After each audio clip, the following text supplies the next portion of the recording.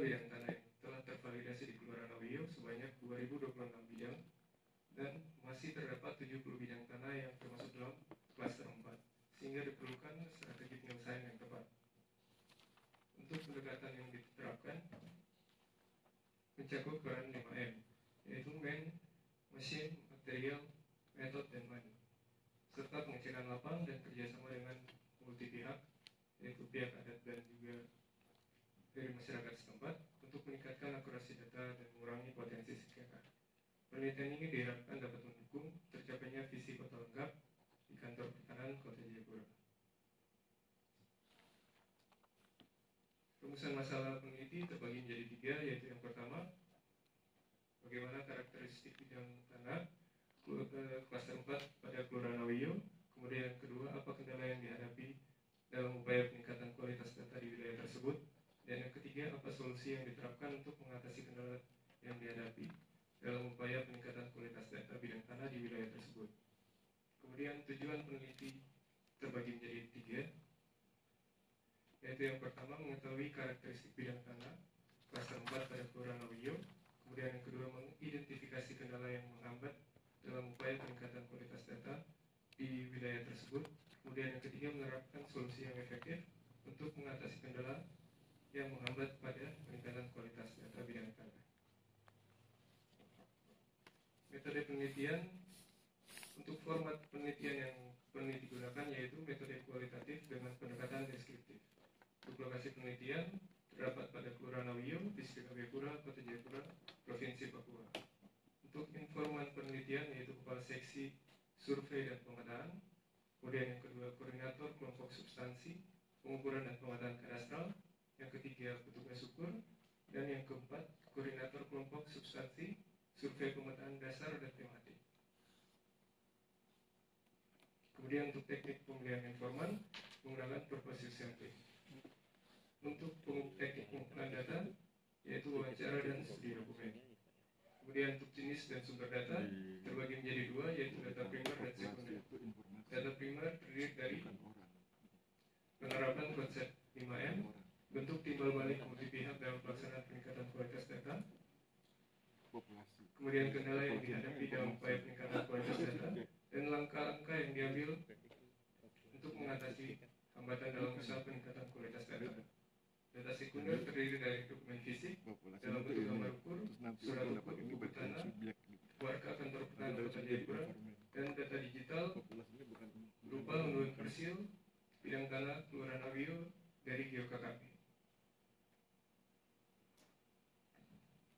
Kemudian kita masuk dalam pembahasan. Yang pertama, karakteristik bidang tanah di Kelurahan Awio. Berdasarkan data yang tersedia, jumlah bidang tanah yang terdaftar di Kelurahan Awio tercatat 2026 bidang. Angka ini menunjukkan potensi yang signifikan dalam pengelolaan sumber daya tanah di wilayah tersebut. Dan dari keseluruhan jumlah bidang tanah, terdapat 70 bidang tanah yang termasuk dalam klaster 4.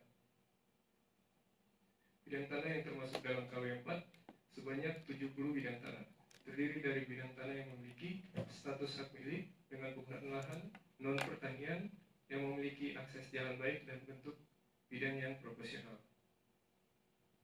Dalam peningkatan kualitas data bidang tanah di Kelurahan Awio mencakup berbagai tantangan yang dapat menghambat upaya untuk mengumpulkan, memverifikasi, dan memelihara data yang akurat dan terkini.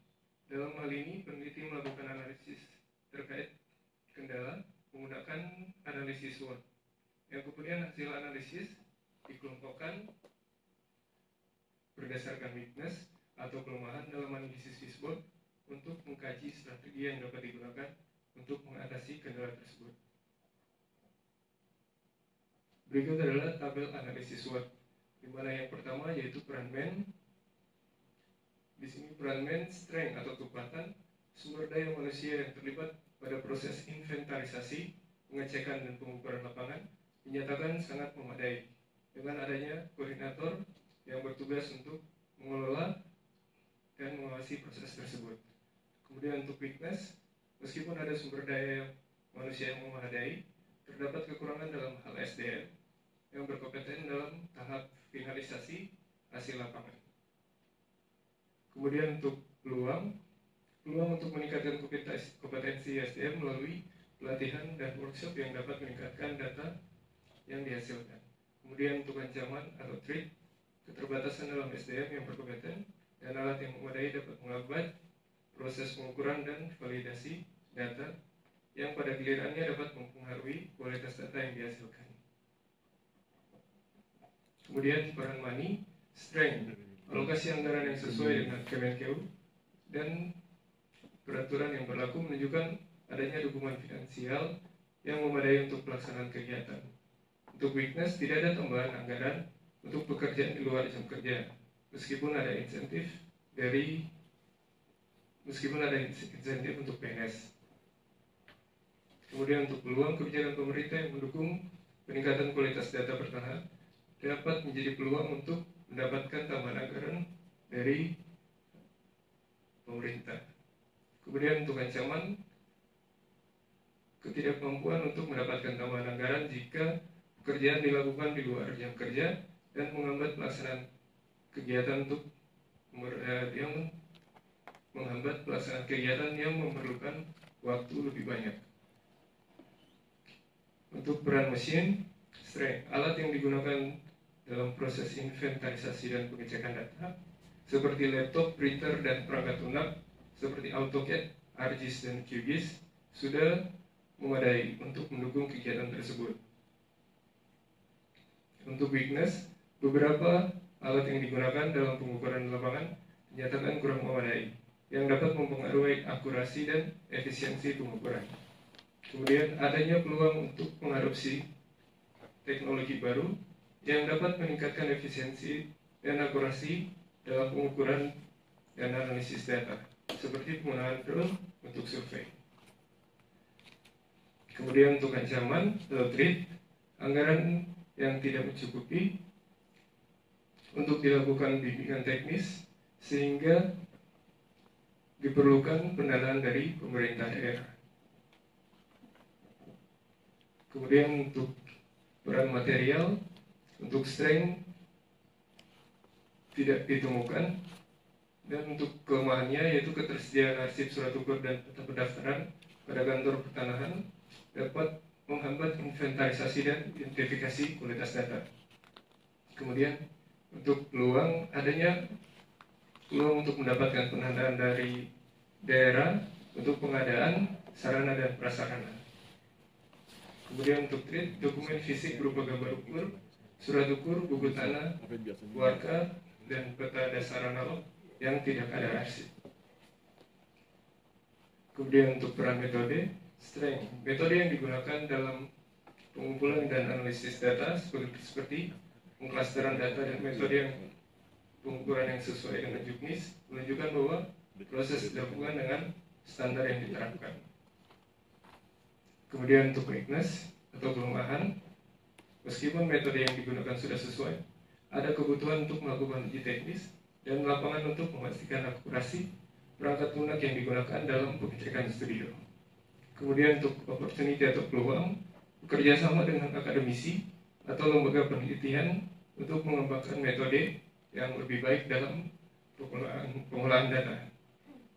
Kemudian untuk ancaman, perubahan regulasi atau kebijakan yang tidak mendukung dapat menjadi ancaman bagi keberlangsungan proyek peningkatan kualitas data.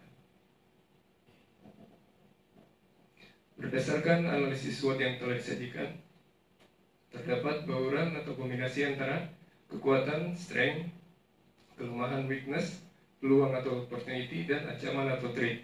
Yang pertama, kekuatan dan peluang, sumber daya manusia yang memadai, dan adanya kebijakan pemerintah yang mendukung. Kemudian kelemahan dan ancaman, kekurangan jumlah sumber daya manusia yang berkompeten pada tahap finalisasi hasil lapangan. Kemudian keterbatasan anggaran untuk pekerjaan di luar jam kerja. Yang ketiga, kekuatan dan ancaman, penggunaan alat yang memadai meskipun ada ancaman dari keterbatasan anggaran untuk bimbingan teknis.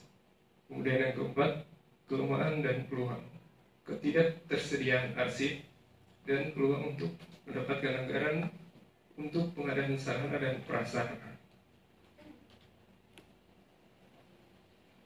Berikut adalah analisis fishbone dari peran 5M dan tahapannya sebagai berikut. Dimulai dari metode yang digunakan untuk pengukuran di lapangan mungkin perlu diperbarui untuk meningkatkan akurasi. Kemudian untuk material, ketidaktersediaan arsip surat ukur dan peta pendaftaran dapat menghambat proses. Kemudian masalah tumbang tinggi bidang tanah yang memerlukan identifikasi lebih lanjut. Kemudian untuk kurangnya tenaga ahli yang berkompeten pada tahap finalisasi hasil lapangan dan kekurangan SDM yang memadai dalam proses pengukuran. Kemudian untuk tidak ada anggaran tambahan untuk pekerjaan di luar jam kerja. Kemudian ketergantungan pada anggaran yang terbatas dapat menghambat fleksibilitas. Kemudian untuk mesin, alat ukur yang digunakan di lapangan dinyatakan kurang memadai untuk kebutuhan survei. Kemudian software yang digunakan belum mampu mendeteksi kesalahan secara akurat tanpa uji teknis di lapangan. Selanjutnya, strategi untuk peningkatan kualitas data bidang tanah klaster 4 di Kelurahan Awiyo. Untuk peran mengadakan pelatihan rutin untuk meningkatkan keterampilan dan pengetahuan staf yang terlibat dalam pengumpulan dan pengolahan data pertanahan merupakan langkah penting untuk meningkatkan kualitas data, khususnya untuk klaster 4. Selain itu, pelatihan internal melakukan kerjasama dengan ASK atau asisten surveyor berlisensi juga sangat penting dalam upaya peningkatan kualitas data. Untuk anggaran atau pemanfaatan anggaran dalam pelaksanaan pendaftaran data sistematis lengkap dapat dioptimalkan dengan mengalokasikan sebagian dana untuk kegiatan peningkatan kualitas data klaster 4. Dengan melaksanakan kegiatan di lokasi yang sama, petugas tidak hanya dapat melakukan pengumpulan data fisik dan yuridis yang diperlukan untuk PTSL, tetapi juga dapat bersamaan meningkatkan kualitas data untuk bidang tanah yang termasuk dalam klaster 4. Kemudian untuk peran mesin, pemanfaatan peralatan yang modern sangat penting untuk pengumpulan data yang lebih efisien dan efektif. Teknologi ini mungkin pemetaan lebih cepat dan detail. Namun meskipun teknologi ini menawarkan keuntungannya terdapat keterbatasan dalam aplikasi yang digunakan untuk mendeteksi kesalahan secara akurat. Maka perlu dibentuk panitia pemeriksaan data lapangan sebelum masuk dalam pengolahan data studio. Kemudian untuk peran material, digitalisasi arsip surat ukur dan peta pendaftaran merupakan langkah strategis yang sangat penting dalam pengolahan data pertanahan. Proses digitalisasi ini tidak hanya memungkinkan akses yang cepat dan mudah terhadap informasi, tetapi juga sangat signifikan meminimalisir risiko kehilangan atau kerusakan data yang sering terjadi pada arsip fisik. Kemudian untuk peran metode, evaluasi dan penyesuaian metode secara berkala merupakan bagian krusial dalam upaya peningkatan kualitas data pertanahan. Proses ini tidak hanya penting untuk memastikan bahwa metode yang digunakan tetap relevan dan efektif, tetapi juga mengantisipasi dan menghadapi tantangan baru yang mungkin muncul dalam pengolahan data. Berdasarkan hasil penelitian dan evaluasi yang dilakukan, peneliti merekomendasikan penerapan metode berita tepat atau peningkatan kualitas data klaster 4 sebagai pendekatan yang efektif untuk meningkatkan kualitas data klaster 4.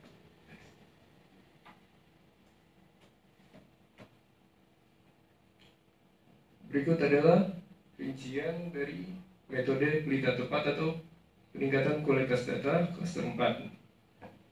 Yang pertama, identifikasi dan inventarisasi, kemudian kegiatan studio, kemudian dilanjutkan finalisasi hasil lapangan. 3 tahapan ini merupakan tahapan peningkatan kualitas data. Kemudian setelah finalisasi lapangan, dilakukan sosialisasi ke desa terkait hasil dari pengukuran di lapangan. Setelah dilakukan sosialisasi, apabila ada perbedaan hasil lapang dengan peta, maka masyarakat diajak untuk melakukan plotting partisipatif.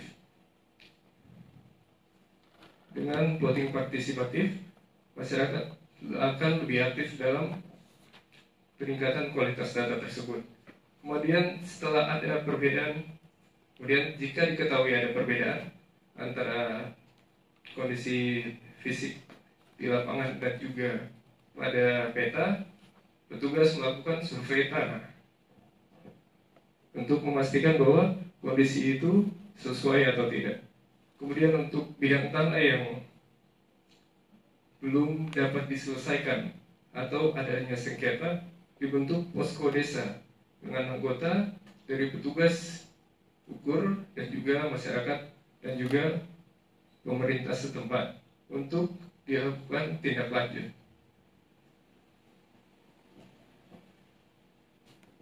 Kemudian kesimpulan, karakteristik bidang tanah klaster 4 pada kantor pertanahan Kota Jayapura sebanyak 70 bidang yang terdiri dari hak milik.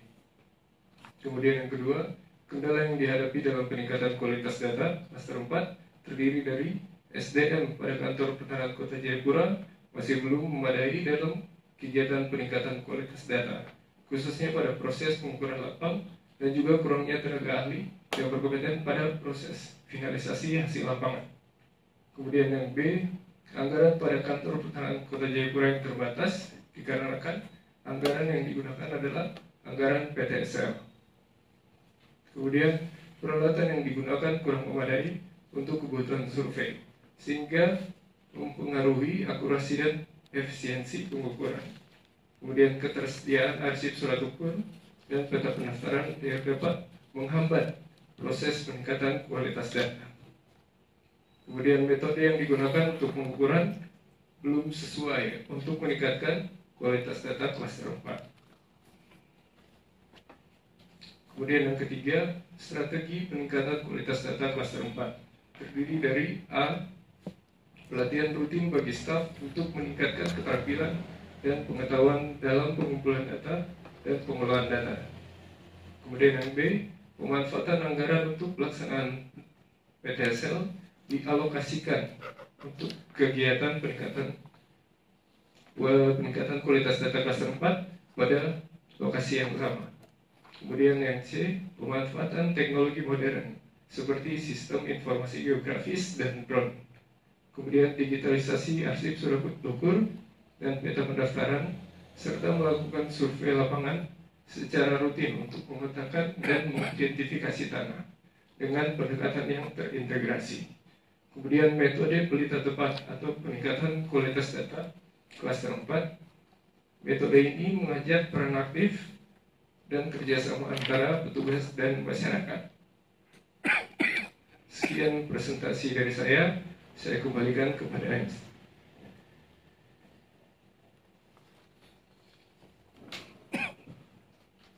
Baik, demikian pemaparan seminar hasil dari Geraldo dan Rosario Sumi. Sesi selanjutnya dipersilakan kepada rekan-rekan yang ingin bertanya atau memberikan masukan kepada peneliti. Dipersilakan.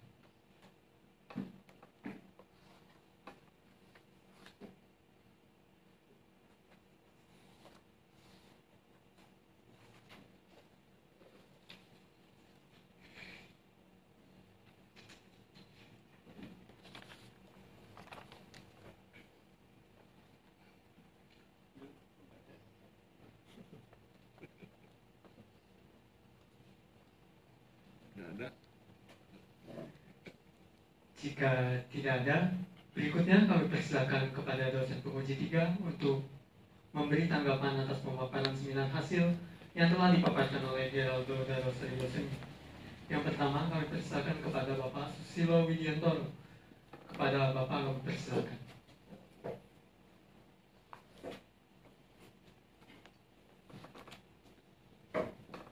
Ya, oke, terima kasih Mas Direktur MC ya. Baik, sebelumnya saya ucapkan selamat siang Mas Giral, panggilannya Giral. Ya, Giral. Sudah makan siang ya Mas ya? Sudah? Oke, sudah. Karena kalau saya lihat dari presentasinya kok sepertinya mau pingsan ini. Suaranya nadanya itu kadang-kadang makin hilang. timbul tenggelam seperti hanya karya tulis Anda ini. Timbul tenggelam karena saya melihat banyak sekali tipunya, Mas. Banyak sekali tipu di mana-mana. Kalau terkait dengan penulisan nanti silakan dibaca ya komentar saya, nanti silakan diikuti saja penulisannya. Termasuk nanti mohon Anda baca lagi di panduan penulisan skripsi ya. Di situ disebutkan kalau di bab 5 itu sudah bukan lagi berjudul hasil dan pembahasan, tapi langsung menukik pada apa yang Anda temukan di lapangan. Ya. Baik, saya langsung ke substansinya saja. Oke. Pendaftaran tanah sistematis lengkap, kemudian Anda akan fokus pada peningkatan kualitas data. Yang akan ditingkatkan kualitas datanya ini adalah bidang tanah yang seperti apa? Bidang tanah yang sudah bersertifikat namun belum terposisikan pada GKKP. Oke, itu adalah istilah untuk klaster 4. Oke. Kalau nanti Anda pahami lagi, klaster 4 berarti bidang tanah yang belum terposisikan. Oke, karena di sini Anda masih di beberapa tempat menyebutkan bahwa klaster 4 adalah bidang tanah yang sudah terpetakan ada. Ya. Bahkan disebutkan bahwa klaster 4 itu bidang tanah yang belum terukur. Ya, di beberapa tempat coba Anda nanti perbaiki kembali. Oke, kemudian Anda di sini bertanya mengenai bagaimana karakteristik klaster 4. Kemudian jawaban Anda di kesimpulan adalah karakteristiknya adalah 70 bidang, keempat adalah hak milik. Itu kesimpulan Anda. Ya. Kenapa kok Anda tidak menyebutkan temuan yang lain? Di sini Anda sebutkan hak milik, kemudian bentuknya proporsional, kemudian di situ ada apa lagi? Non pertanian. Kenapa Anda tidak sebutkan ini? Alasannya apa? Sebelum itu alasan dalam penentuan kesimpulan saya mengambil yang garis besar ini, namun akan saya tambahkan jika memang Garis besar. jauh. Garisnya tipis-tipis semua itu enggak ada yang besar. Ini kalau saya baca di sini bentuk bidangnya proporsional semua. Ini yang dimaksud bentuk bidang proporsionalnya seperti apa? Apakah panjang lebarnya sama semua? Berarti semua bidangnya adalah persegi? Atau seperti apa? Coba dijelaskan bentuk bidang proporsional ini. Untuk bidang yang profesional, bentuk bidang tanahnya persegi Bapak dengan ukuran yang berbeda, namun Persegi dengan ukuran yang berbeda. Berarti luasnya bukan S kuadrat dong. Kalau persegi kan S kuadrat. Nah, siap gimana? Jangan dijawab siap. Saya mau tanya, yang dimaksud dengan proporsional ini seperti apa? kalau menurut saya itu profesional berarti bentuknya persegi Bapak. Bentuknya persegi. Iya, Bapak.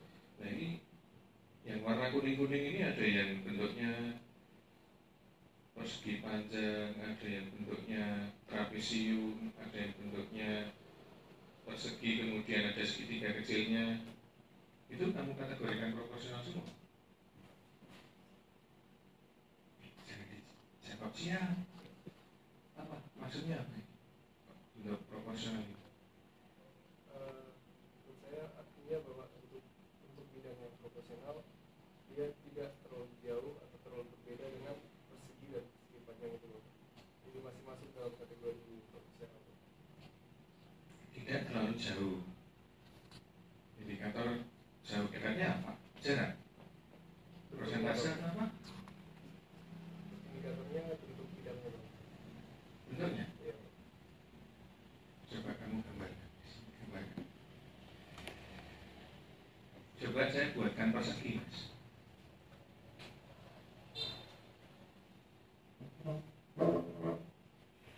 Coba saya digambarkan sebuah bidang tanah yang Anda katakan persegi itu seperti apa?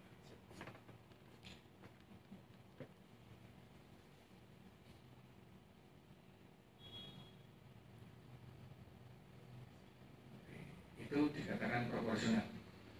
Siap. Ya. Iya, karena bentuknya sesuai dengan persegi. Kemudian yang tidak proporsional seperti apa? Jika menurut saya Pak, posisinya seperti itu Pak. Posisi atau bentuk? Bentuknya Pak. Nah,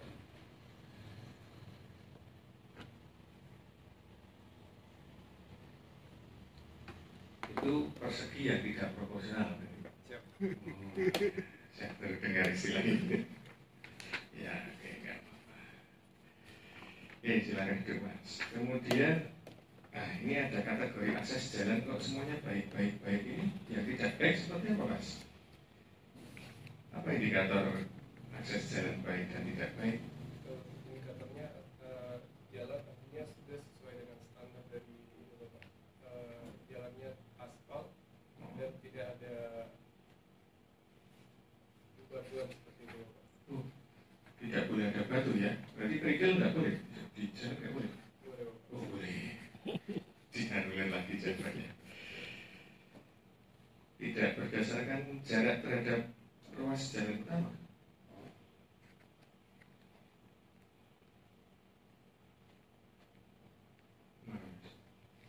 Berarti kualitas jalan ya, kualitas aspal berarti. Anda menguji kualitas aspal berarti? Melihat Bapak. Oke. Ya, siap. Kemudian di sini mau Anda tanyakan kembali. Tolong nanti kalau Anda membuat klasifikasi ya karakteristik itu, tolong cantumkan di kajian teorimu juga ya, supaya ada link and match antara bab 5 dengan bab 2-nya. Supaya tidak mencari-cari dasar proporsionalnya apa, akses jalan dikategorikan baik ketika apa, ya loh. Kalau penggunaan lahan non pertanian itu dilihat dari mana? Karena di lokasi tersebut semuanya perumahan Bapak. Semuanya perumahan, Istilahnya tanah dan bangunan Bapak. tidak ada yang sawah. Tidak ada Bapak. Berarti survei langsung semuanya. Siapa? Kemudian pertanyaan saya berikutnya adalah di sini Anda merumuskan pertanyaan berikutnya adalah apa kendala yang dihadapi dalam upaya peningkatan kualitas data. Kemudian kendala itu Anda jawab dengan cara melakukan analisis SWOT dan analisis whisper Bapak. analisis SWOT yang Anda lakukan ini terhadap setiap tahapannya, betul? Setiap tahapan.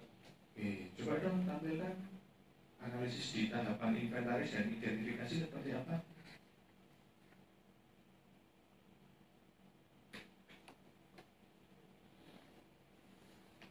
Saya minta tolong tampilkan strengthen untuk invent dan ident. Nah, Ya. Untuk invent dan identifikasi saya masukkan dalam peran men. Jadi nah.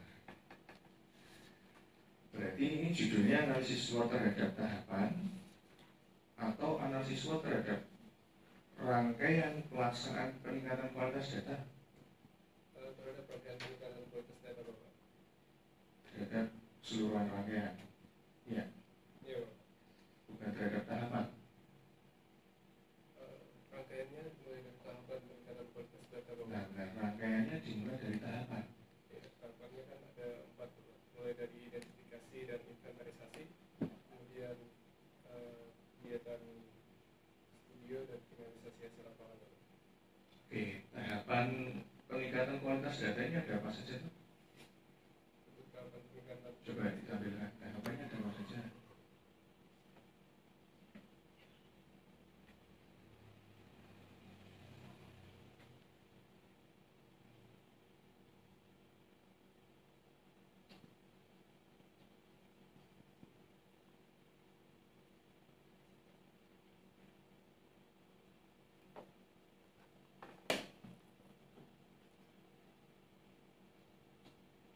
Tidak ada kok. saya menggunakan data manual.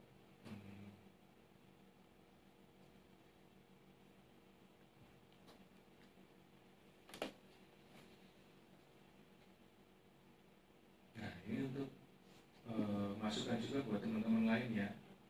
Mungkin teman-teman yang belum seminar, kalau misalnya Anda presentasi, gunakan laptop Anda sendiri yang dipakai untuk kerja ya. Jangan teman diminta untuk mengoperasionalkan laptop, sehingga Anda tak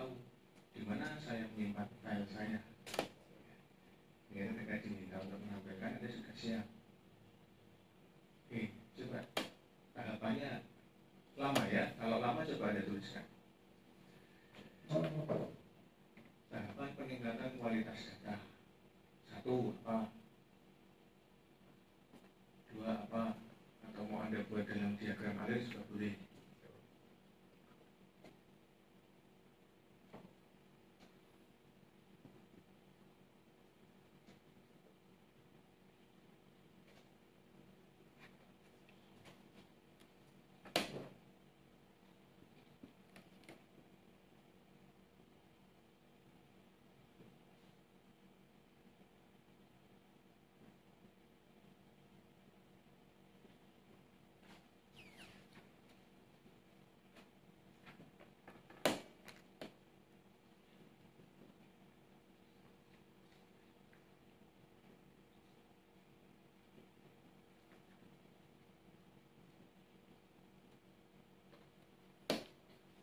Oke, cukup 3 itu dulu.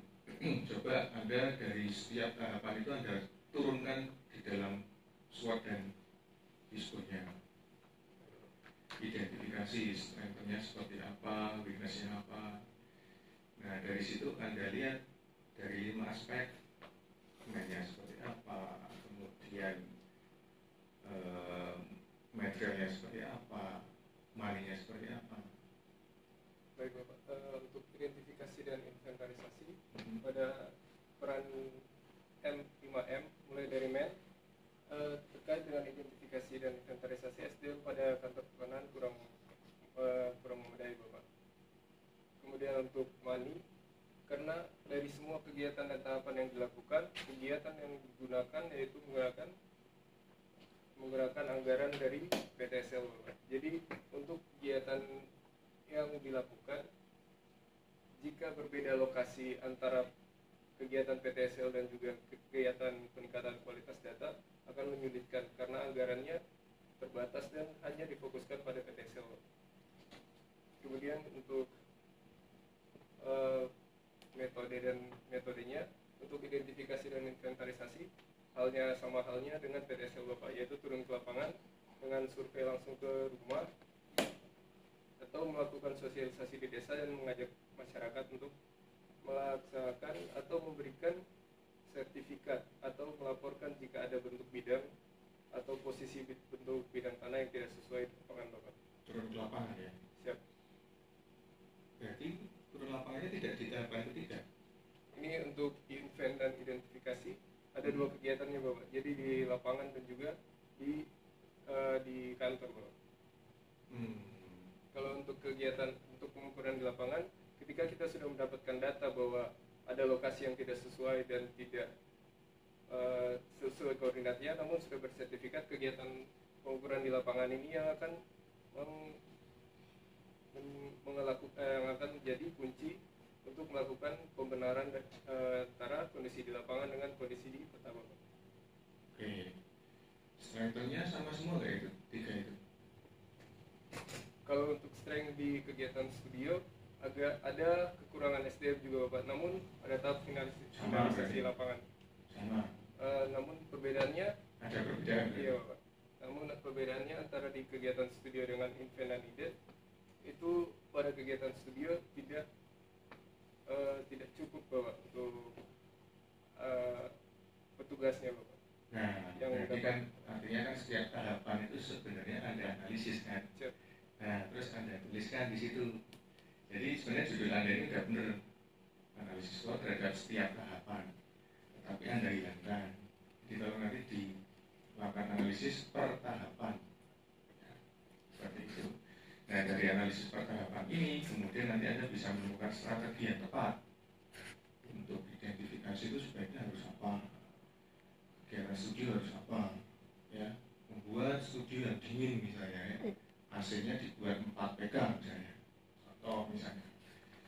Kemudian pertanyaan berikutnya adalah konsep pelita. Tahu saya pelita ya, kalau pelita. Ini saya baru dengar. Pelita apa tadi, Mas? Pelita tepat Bapak. Pelita tepat. Ini ada mengambil konsep dari mana? Kalau itu Kan hanya akronim. jadi izin Bapak untuk konsep tersebut, metode tersebut saya melakukan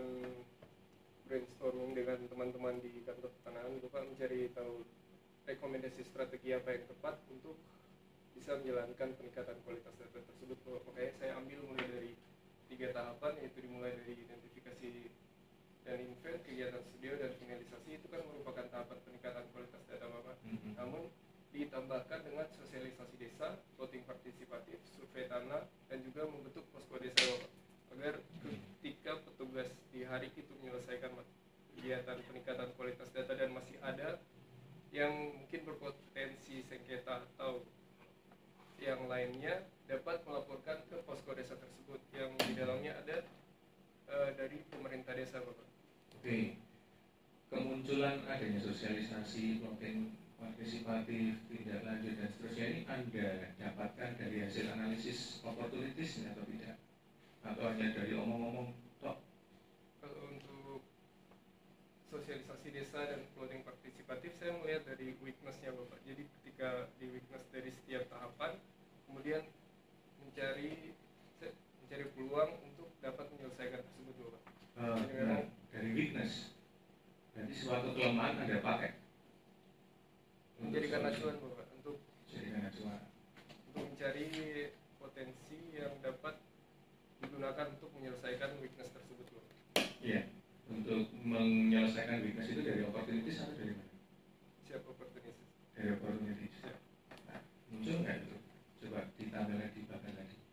Opportunities dari pihak desa seperti apa? Adakah opportunities dari pihak desa? Coba ada tampilan yang mana? Tunjukkan.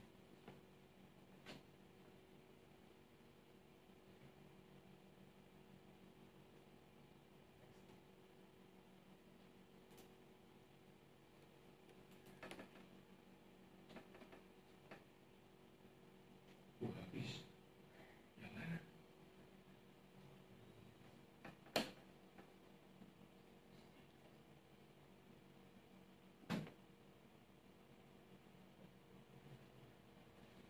Ini Bapak, untuk itu mungkin saya belum masukkan ke dalam. Oh, belum masukkan. Tapi ada dananya ya? Siap Bapak. Ya, sudah. Oke. Baik, itu saja dari saya. Mohon nanti untuk kesimpulan juga disesuaikan dengan rumusan pertanyaanmu ya. Oke. Berarti siapa Mas? Arif atau Aris ya? Oke. Monggo, Pak. Baik, terima kasih Mas Geral. Ya. Jadi, saya akan melanjutkan. Sebagian sudah ditanyakan oleh Pak Silo tadi ya.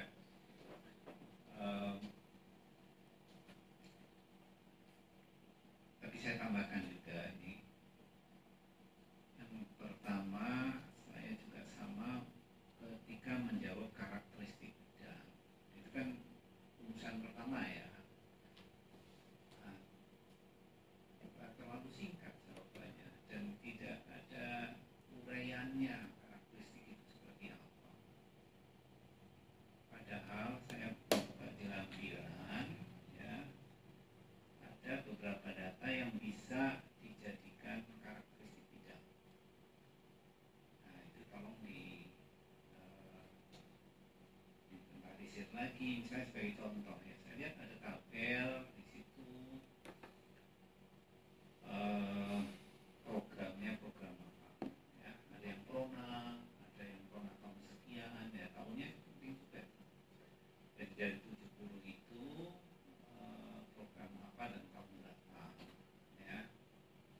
Kemudian luas, menarik di luas ya, apakah misalnya ada statistikan rata-rata luas yang bermasalah itu sekian, maksimalnya sekian, ada minimal ada yang 41 meter persegi saya lihat. Kemudian misalnya ada yang sudah dialihkan, ada yang belum kan, ada di situ pemilik pertama dan pemilik terakhirnya ya, ada yang masih sama berarti belum dialihkan, ada yang sudah dialihkan. Nah, itu berapa yang sudah dialihkan, berapa yang belum gitu kan. Kemudian juga yang lebih penting lagi, Anda itu menyebutkan 4. Apa bedanya K4 dan KW4?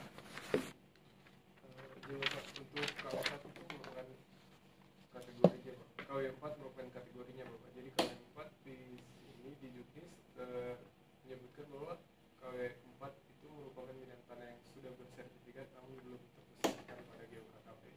Itu yang apa? Ya KW4 Bapak. Kalau kamar Kalau K4 itu termasuk dalam yang termasuk dalam kategori K4 itu ada KW4, 5 dan 6 Bapak. nah itu kayaknya konsep Anda yang keliru ya. Ini makanya akan saya lihat waduh rancu banget ini. Jadi ini kan klaster 4 ini K4 kan. Siap. Nah, terus muncul di belakang ternyata K4-nya kan wujudnya semua KW4 betul kan? Betul. Jadi tidak ada variasi dari K4-nya. Karena situasi dan kondisi di lapangannya seperti itu Bapak. Jadi yang terpetakan sebanyak 2026 bidang, namun bidangnya itu yang belum terrealisasikan. Oke, kalau gitu Anda coba nanti pahami lagi ya, apa K4 itu yang mana, KW4 jangan-jangan ini cukup KW4 aja, akhirnya nggak usah tahu. Pada kenyataannya cuma KW4. Ya, ini kan kalau K4 kan nanti bisa banyak itu, ya, sampai 6 KW6. Ya, ternyata setelah dilihat hanya ada KW4 kok. Apa seperti itu? KW1-nya nggak ada, KW2 nggak ada, gitu kan? Mohon izin Bapak.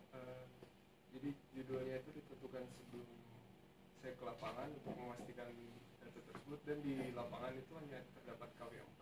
Oke, nggak masalah, asal ada penjelasan. Gitu. Misalnya ada di sini, saya lihat ada nggak konsisten, ini maksudnya ke K4, tapi kok bentuknya K4. Ada beberapa itu saya kasih tanda. Jadi hati-hati dengan istilah K4 dan KW4. Ya, masalah kualitas dan masalah tahapan saja. Kalau klasternya 1, 2, 3, 4. Itu konsep, jangan sampai salah konsep. Ya. Nah, kemudian yang kedua, jadi karakteristik sudah ya, dan mungkin juga IP4T dari P4T dari ada salah satu karakteristik ya, P4T dari makanya sebelum pertanian atau enggak, ternyata pemukiman semua gitu ya. Ya, oke. Nah sebenarnya kalau penelitian detail seperti ini kan penelitiannya udah detail ya. Menurut saya setiap bidang tanah itu sudah apa diidentifikasi luasnya apanya, setiap bidang tanah sampai 70 gitu. Termasuk ketika Anda memproses ini, melandingkannya di peta yang ada itu ada kesulitan apa enggak, ada perubahan bentuk apa enggak, ada perubahan luas apa tidak, kayaknya mulus-mulus saja gitu loh ya. Bahkan saya lihat di sini peta sebelum ada landingan yang putih itu, yang masih putih ya, itu bentuknya persis banget ketika setelah dilandingkan. Jadi kayak bidang tanah yang dicopot jadi KW4 tadi, kemudian dilandingkan lagi ke situ, iya kan? Apalagi ada karakteristiknya perubahan saya lihat perubahan banyak nih. Kan di gereja ada yang dicopot 1 gitu. Apa ya seperti itu? Seharusnya kan nggak diketahui dan pasti tidak pas, luasnya berubah banyak keluar, ada screenshot kesulitannya, seharusnya seperti itu. Kalau menurut saya kalau mau ke sini ya. Nah, nanti baru kelihatan nih kendala, macam-macam kekurangannya. Kalau bisa tampilkan petanya nggak?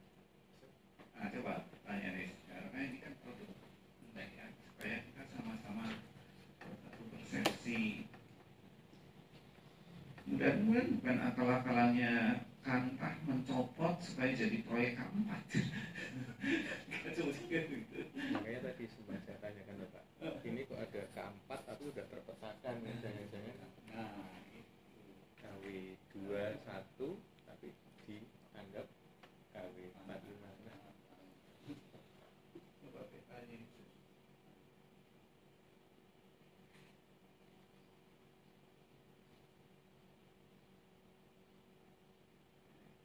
Jadi yang lain juga gitu ya, betul kata Pak Susilo, kalau ada yang produknya peta disiapkan ya, karena justru hasil itu itunya. Nah ini kan tadi paparannya kayaknya nggak ada peta ya kan.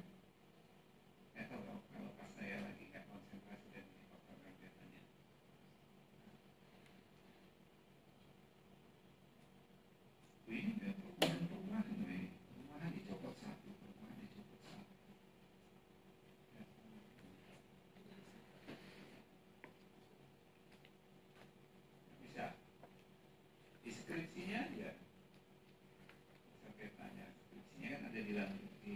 parkiran atau di halaman 70 ya.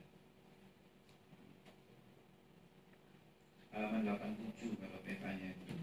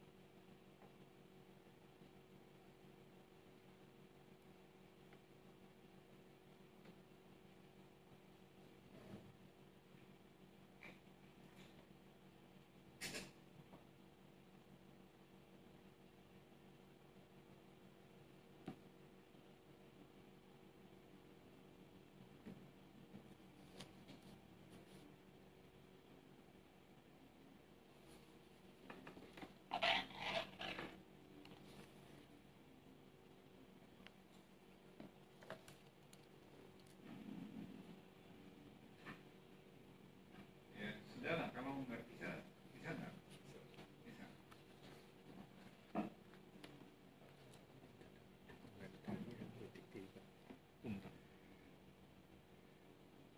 Siapkan lampiran-lampiran, siapkan foto di kalian.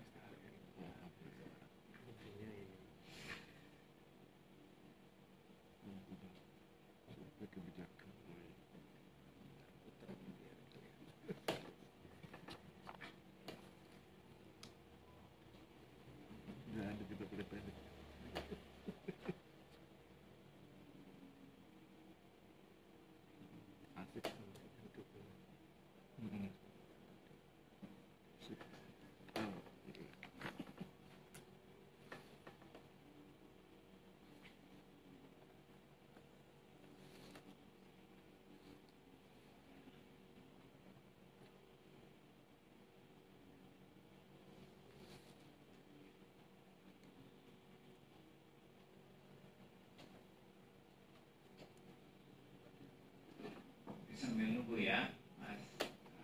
Jadi misalnya di sini ada identifikasi dan inventarisasi. Saya setuju sama Pak Sujo, itu per tahapan disebutkan, ya.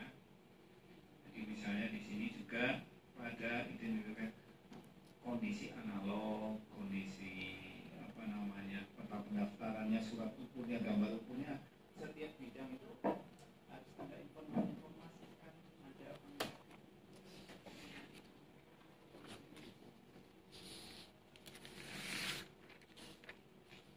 Nah, bisa.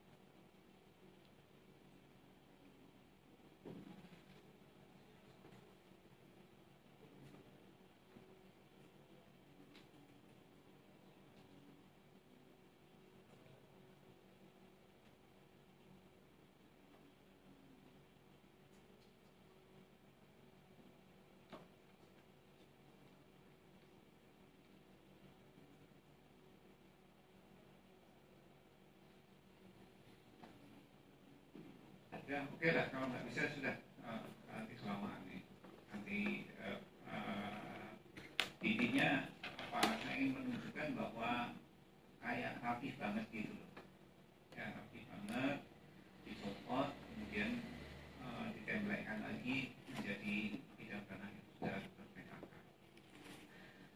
Ada yang menarik juga ini, tapi ini agak menyimpang ya. Ada PT di situ saya lihat. Ada salah satu PT ya, tetapi HM, hak milik gitu ya. Biasanya badan hukum itu kan, kecuali badan hukum tertentu ya, itu hanya HGB aja. Di sini ada PT apa itu, saya tulis juga tuh PT ini PT Mangguna Setia. Nah itu HM ya. Tuh, kok bisa seperti ini ya. Itu. Oke, ya. Jadi intinya saya kira saya menginginkan hasil-hasil penelitian ini, mungkin Anda sudah punya datanya ya. Akan bagus setiap bidang itu diinventarisir ya, mulai dari prosesnya mulus apa enggak, ada terutama perubahan luas ya, berapa persen ya sebelum dan di sertifikat sekian, di peta sekian. Nah itu kemudian kalau bentuk tadi misalnya dari yang ditanya Pak Susilo itu proporsional apa tidak ya, monggo aja, itu kan relatif ya. Nah ada enggak dari 70 itu yang luasnya lebih dari toleransi 5% misalnya. Nah, karena kualitas data kan salah satu variabelnya kan itu. Nah itu saya itu penting. Dan apakah 70 itu semua landing semua? Mulus-mulus saja ya, ada yang sulit mestinya ya, ada yang nyenggol tetangganya, di screenshot di situ, dikumpulkan dulu, kan kualitatif kan begitu. Terus baru oh ini yang contoh yang menyenggol, screenshotkan, tampilkan, sajikan ke kita. Oh ini Pak ada beberapa yang menyenggol, kemudian penyelesaian di mana, apa di rapor sitting atau bagaimana keluasnya Pak. Sebenarnya kan itu, kalau menurut saya, karena ini sudah detail banget gitu loh ya, nggak yang umum-umum lagi. Dan sehingga tahu setiap tahapan 5M-nya apa kekurangannya, kemudian tahapan studio, tahapan macam-macam tadi kan ada beberapa tahapan akan nampak, sehingga kedepannya strateginya seperti apa. Nah itu kalau bisa seperti itu bagus ya, walaupun saya sudah apresiasi ya, Anda coba menganalisa gitu ya. Nah, di dalam menyajikan hasilnya serta analisisnya ini masih perlu dibenahi lagi ya. Mungkin dari saya itu aja. Terima kasih. Oke, langsung ya. Yang saya hormati Pak Arief, Pak Susilo, Mas Giraldo, dan sahabat-sahabat mahasiswa. Saya ingin nyambung lagi. Tadi Pak Arief menyinggung masalah kualitatif. Kan kalau kualitatif itu ada cirinya itu harus unik ya. Kalau enggak, Anda nggak diizinkan menggunakan metode kualitatif. Pertanyaan saya, apa uniknya? Apa uniknya penelitian kamu ini dibanding penelitian yang semacam itu, yang berhubungan dengan keempat misalnya?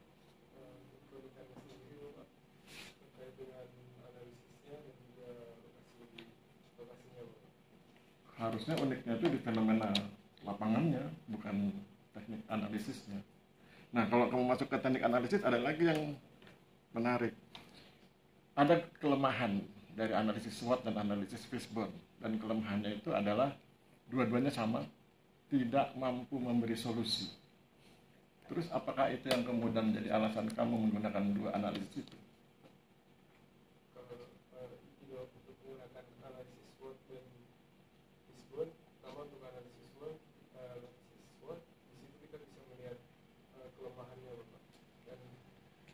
Tapi kamu nggak ngajukan solusinya. Untuk solusinya saya terkait dengan metodenya Bapak, itu yang tadi saya sampaikan untuk rekomendasi. Rumusan masalahmu apa? Rumusan masalahnya. Kalau nggak salah ada solusi tuh. Ya, saya Bapak. Nah, rumusan masalahku kan rumusan masalahmu menuntut solusi. tapi kamu menggunakan analisis SWOT dan analisis fishbone yang tidak memberi solusi. Terus gimana itu? Bagaimana menjelaskannya? Untuk solusinya saya masukkan dalam strategi meningkatannya. Iya, tetapi kamu kan misalnya gini loh, kamu pengen ke Bogor, dari sini mau ke Bogor, tapi kamu menggunakan alat yang tidak memungkinkan kamu sampai ke Bogor. Terus bagaimana menjelaskannya bahwa kamu sekarang sudah di Bogor nih?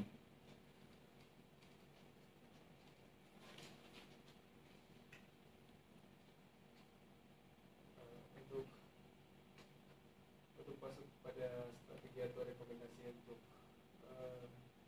kendalanya Bapak, saya masukkan dalam strategi untuk peningkatan kualitas data dari terkait dengan peran-peran 5M itu Bapak. Berarti kan kamu menggunakan analisis SWOT plus ya.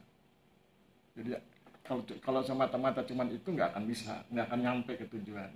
Tapi kemudian ditambahkan unsur lain yang kemudian bisa sampai ke tujuan gitu ya. Itu yang harus kamu jelaskan. Kalau enggak, kamu nggak bisa bilang mana solusinya, orang alat yang kamu gunakan tidak mengantarkan ke situ. Makanya kemudian alat itu ditambah semacam aplikasi tambahan lah begitu ya. Oke, saya pikir cukup. Saya kembalikan pada moderator.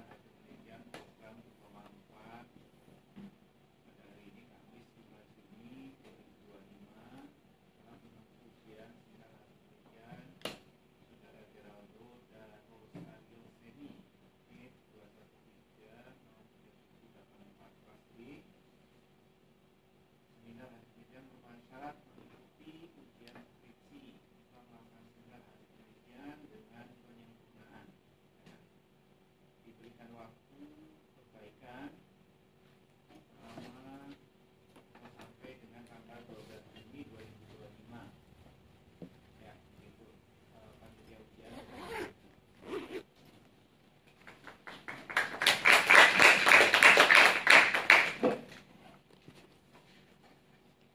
Dengan berakhirnya pembacaan berita acara seminar hasil, maka berakhir pula seminar hasil pada siang hari ini. Atas perhatiannya kami ucapkan terima kasih. Assalamualaikum warahmatullahi wabarakatuh. Waalaikumsalam. Kamu nggak pernah pakai itu. Pakai ini yang dari sini, yang dari itu. Jadi nggak pakai ini. Lebih foto ya. Oh, mundur. Kembali sekali.